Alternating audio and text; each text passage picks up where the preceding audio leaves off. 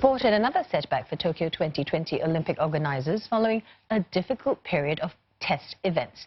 Extreme heat prompted officials to shorten the test event for women's triathlon by half, and that is to 5 kilometers.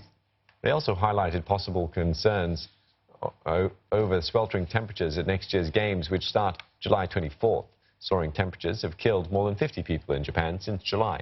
To combat the summer heat, Olympic organizers have put some measures in place, such as changing the start time of races and revising heat stress protocols. Last week, Kyodo News reported that some athletes were treated for heat stroke at the World Rowing Junior Championships in Tokyo, which was another test event for Olympic organizers.